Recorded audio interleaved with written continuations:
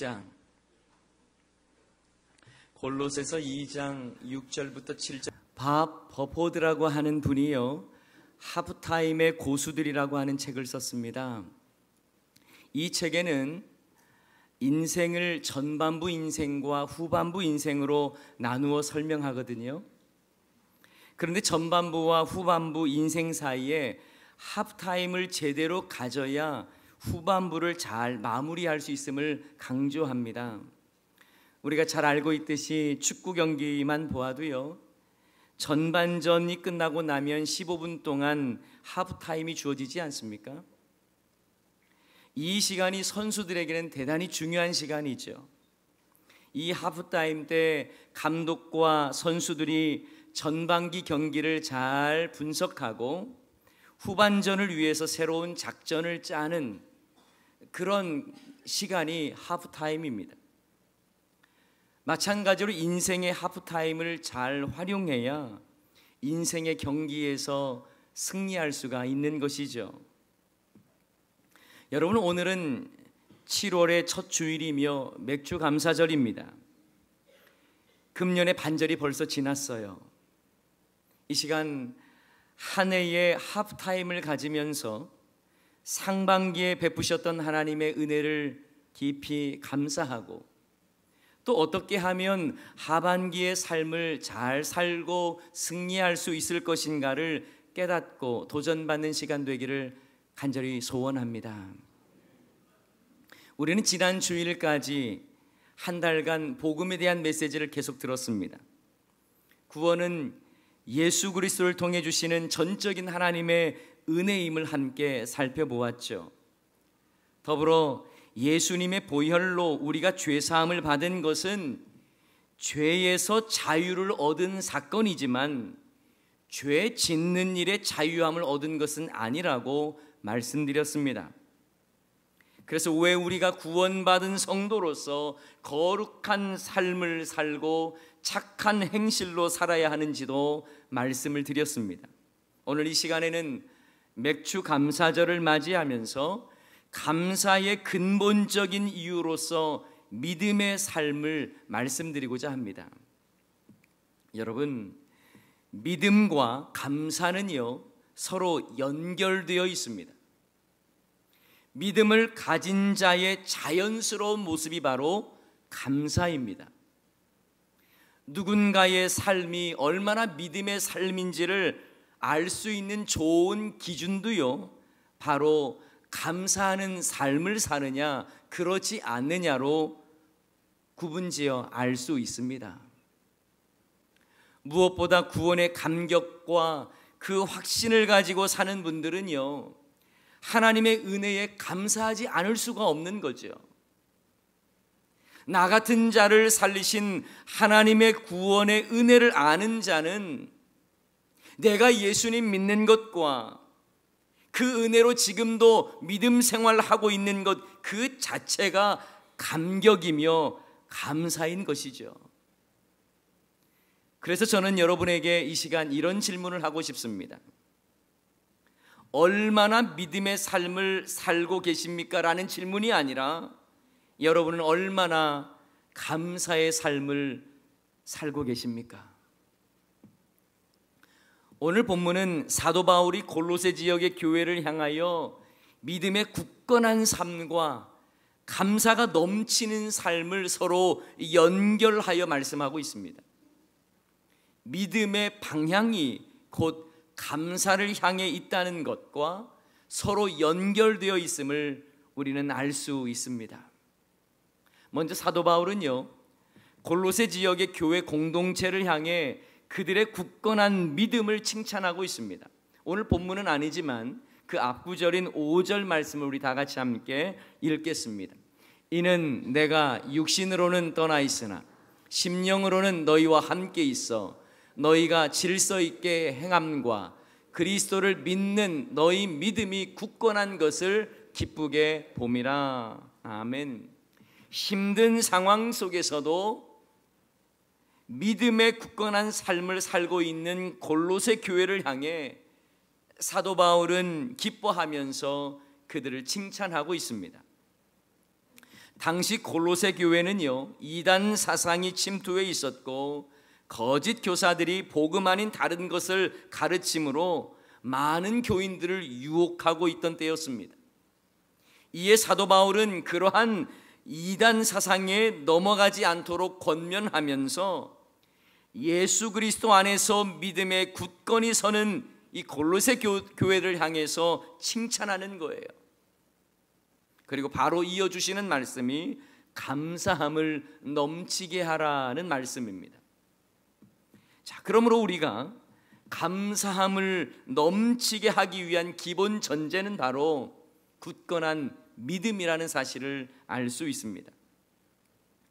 오늘 본문 말씀에도 자세히 보면 우리가 감사함을 넘치기 위한 기본 조건은 바로 예수 그리스도 안에 있어야 한다는 것을 말씀하고 있어요.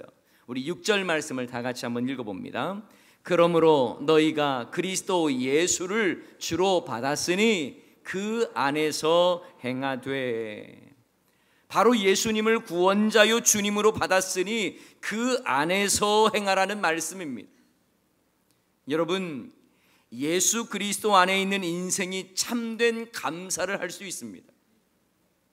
바로 감사함은요, 외부적 환경에서 주어지는 것이 아니라 예수 그리스도 안에서 행하는 삶을 통해 나오는 거예요. 오늘 본문의 그 안에서 행하라는 말씀은 그리스도 예수 안에서 행하라는 말씀이겠죠.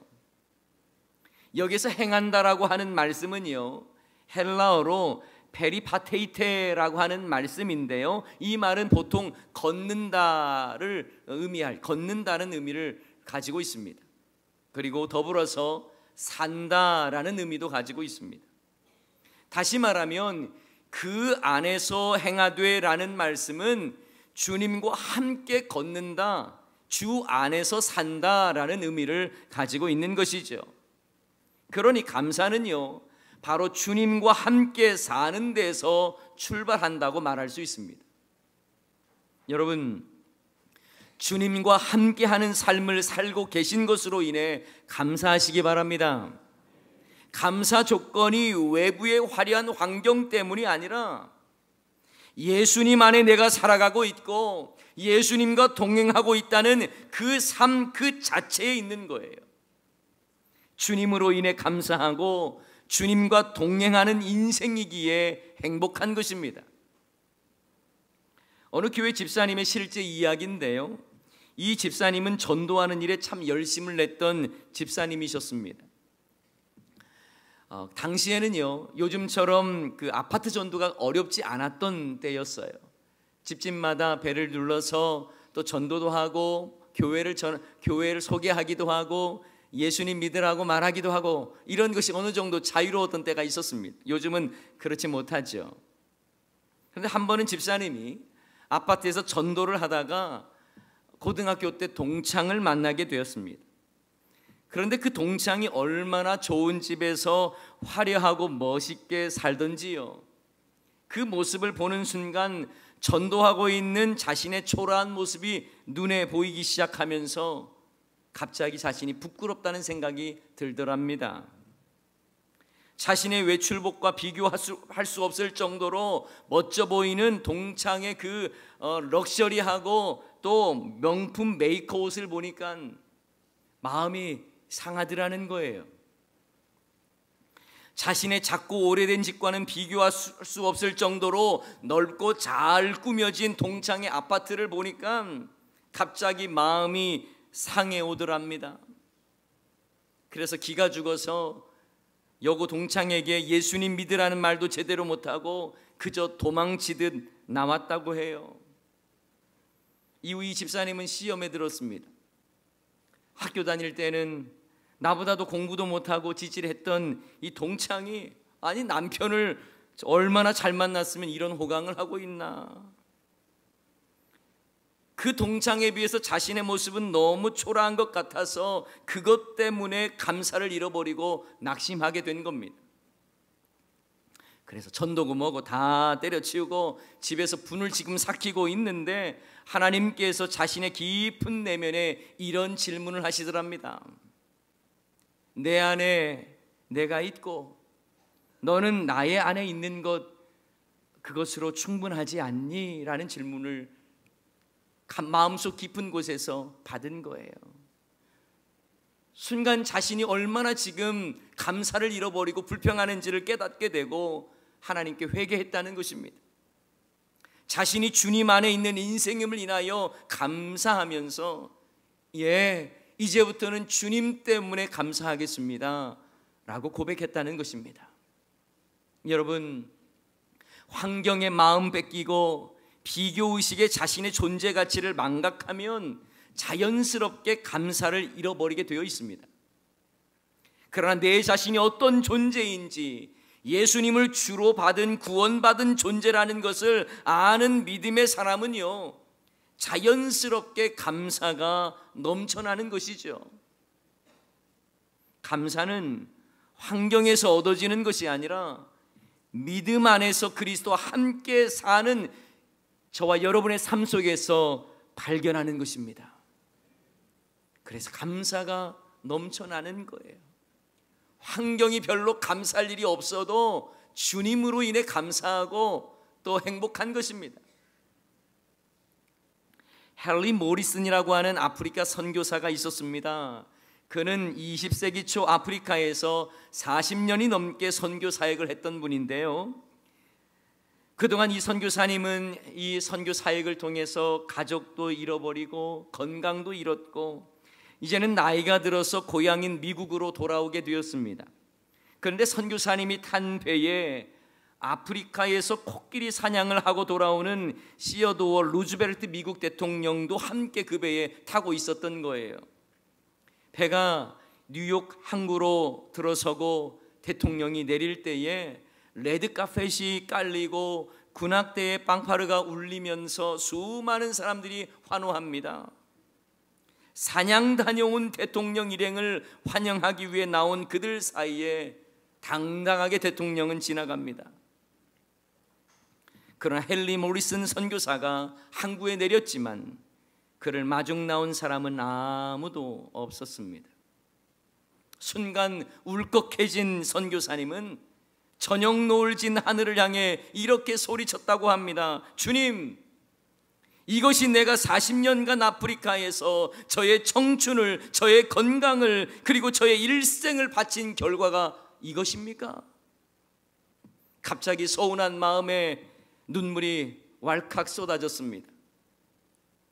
그때 하나님은 그에게 조용한 음성으로 말씀하시고 위로하셨답니다.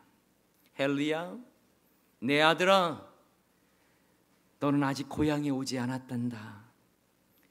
내가 고향에 돌아오는 날 레드카펫이 아닌 황금길을 깔아놓고 천사들의 나팔 소리와 함께 내가 너를 마중 나가마.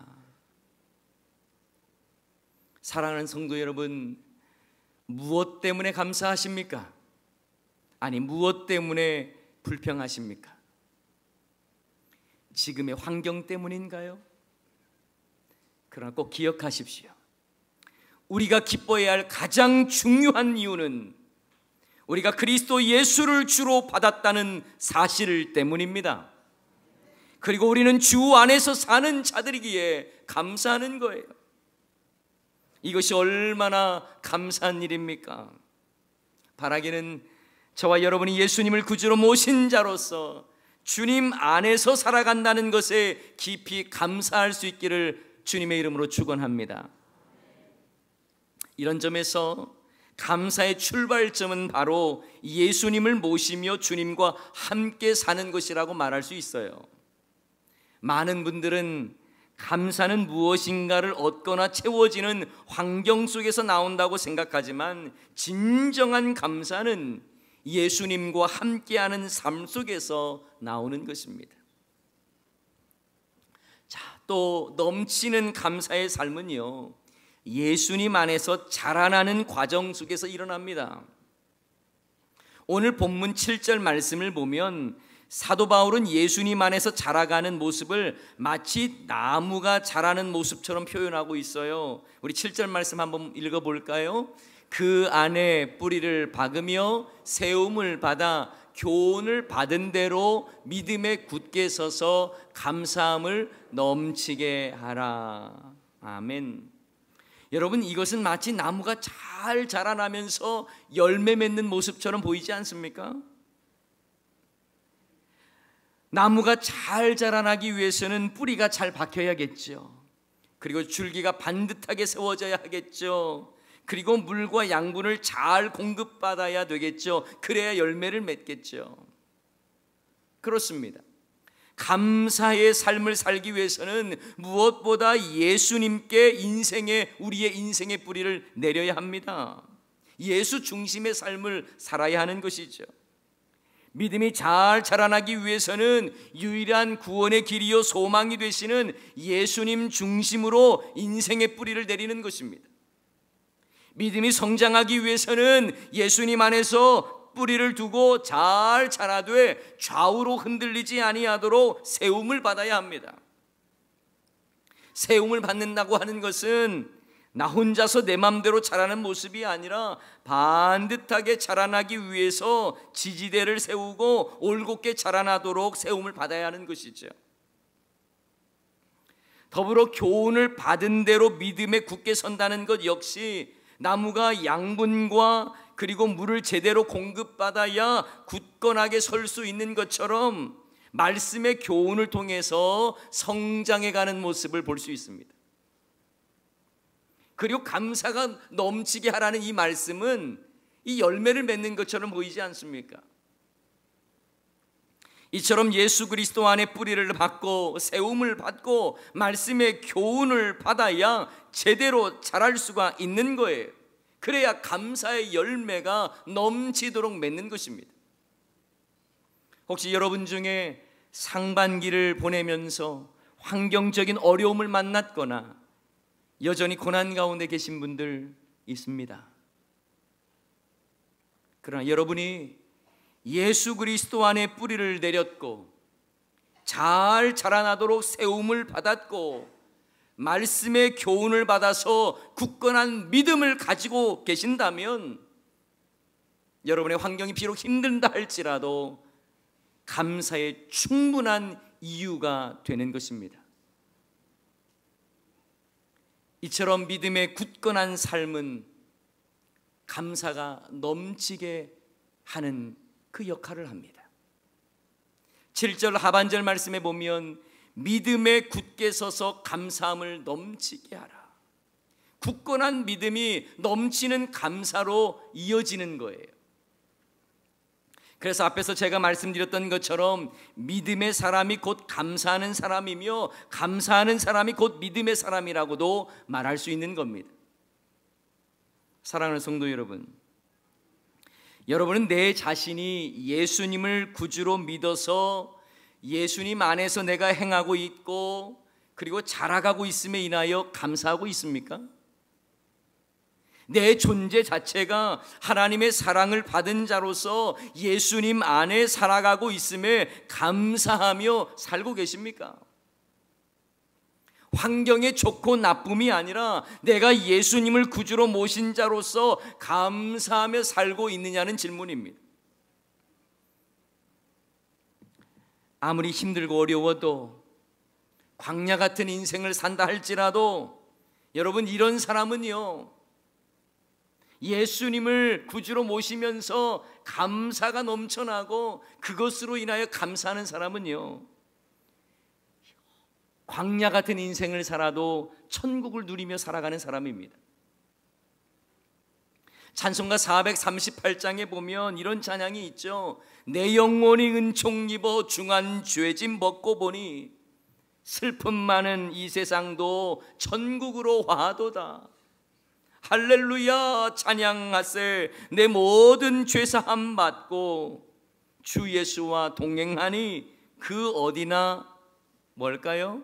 하늘나라. 그렇습니다. 자신이 하나님의 은혜와 은총을 입어서 무거운 죄짐을 벗었다고 확신하고 그 은혜를 누리는 자는 슬픔 많은 이 세상도 천국의 삶이 되는 것입니다. 죄와 허물로 죽었던 내 자신이 예수님을 구주로 모시고 죄의 사함을 받았고 주 예수님과 동행하는 그 삶을 사는 자는 그 어디나 하늘나라의 삶을 사는 거예요.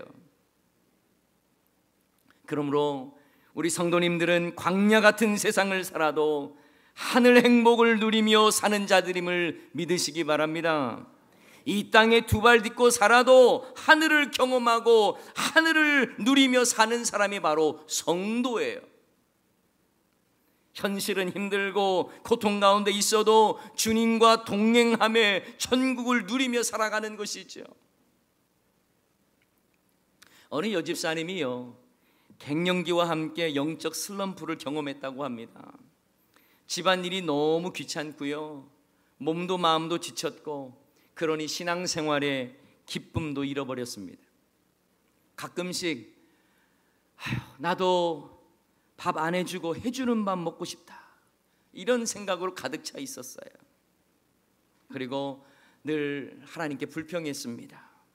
나도 좀 푹 잠자고 내 맘대로 뒹굴뒹굴 그런 시간도 좀 있었으면 좋겠다고, 왜 내 인생은 이렇게 힘든지 모르겠다고 불평했습니다. 그러니 감사는 잃어버렸겠죠. 그러던 중에 이 여집사님이 갑자기 맹장 수술을 받게 되었습니다. 어쩔 수 없이 병원에 누워 있는데 갑자기 자신이 전에 하나님께 불평하던 생각이 떠오르는 거예요. 나도 해주는 밥 좀 먹고 싶다, 잠도 좀 실컷 자고 싶다 그랬는데 그 말이 병원에서 그대로 이루어진 거예요. 남이 해주는 병원 밥 먹어가면서 병원 침대에서 이리 뒹굴 저리 뒹굴 하고 있는 자신의 모습을 보니 불평하던 것들이 그대로 이루어졌다는 걸 알고 깜짝 놀란 것입니다. 그래서 그 집사님은 즉시로 하나님 앞에 회개했다고 해요. 이제부터는 주어진 환경 속에 감사하며 살겠습니다. 하나님, 이제 내 자신이 삶에 감사하고 환경이 좀 힘들고 피곤해도 주님 때문에 감사하겠습니다, 이런 고백을 했다는 것입니다. 이 시간 특별히 주부 되시는 성도님들께 권면합니다. 누군가에게 밥 해줄 수 있음에 감사하시기 바랍니다. 누군가 해주는 밥 먹는 거 그거 늘 좋은 거 아니에요. 삶이 힘들어도요, 내가 예수님을 주로 받아서 그 안에 살고 견고한 믿음의 삶을 살고 있음이 여러분의 삶의 감사의 고백이 되기를 축원합니다. 여러분, 뇌성마비 송명희 시인 아시죠? 그녀는 1963년생입니다. 그런데 조금도 걸을 수가 없는 인생을 살아왔어요. 말 한마디 한마디 하는 것조차 온몸을 쥐어짜야만 가능한 그런 여인입니다. 그런데 이 송명희 시인의 시를 읽노라면 참 그녀의 시가 아름답고 밝고 정말 생동감이 있어요. 자신의 환경에 대한 불평과 원망은 전혀 보이지 않습니다. 그녀의 시에서 가장 많이 나오는 단어가 있다면 감사와 찬양이라는 단어예요. 송명희 시인의 대표적인 시로 알려져 있는 나라고 하는 그런 시를 보면 자신은 아무것도 없는 힘든 삶을 살고 있지만 오히려 하나님을 향해서 불평하는 것이 아니라 공평하신 하나님이라고 찬양하고 있는 것이죠. 그 내용은 이렇습니다. 나 가진 재물 없으나, 나 남이 가진 지식 없으나, 나 남에게 있는 건강 있지 않으나, 나 남이 없는 것 있으니, 나 남이 못 본 것을 보았고, 나 남이 듣지 못한 음성 들었고, 나 남이 받지 못한 사랑 받았고, 나 남이 모르는 것 깨달았네. 공평하신 하나님, 공평하신 하나님이 나 남이 가진 건 나 없지만 공평하신 하나님, 나 남이 없는 것 갖게 하셨네. 그렇습니다.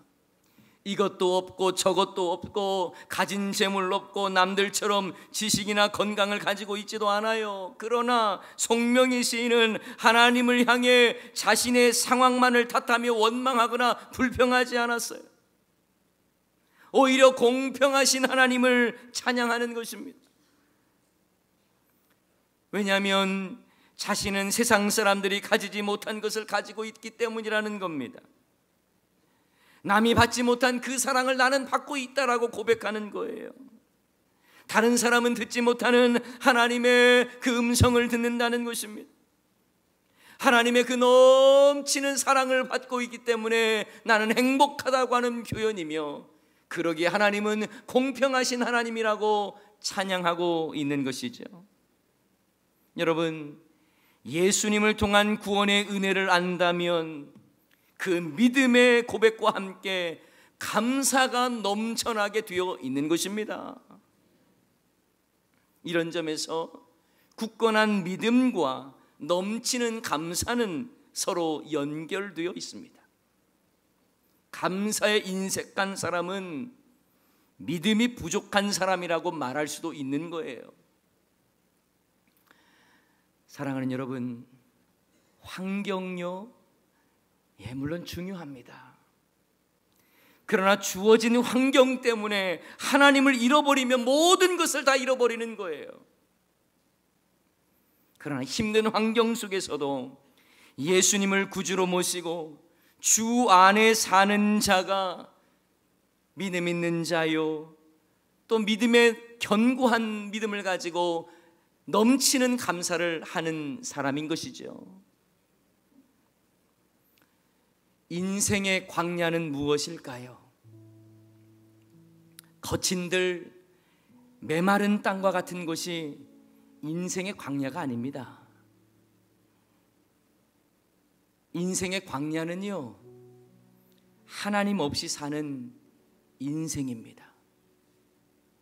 예수님을 구주로 모시지 않고 감사를 잃어버린 인생이 정말 인생의 광야인 거예요. 그러나 힘들고 어려워서 광야 같은 인생을 살아도 주님과 함께하는 인생을 살고 주님으로 인해 기뻐하는 인생은요, 인생의 광야 아닙니다.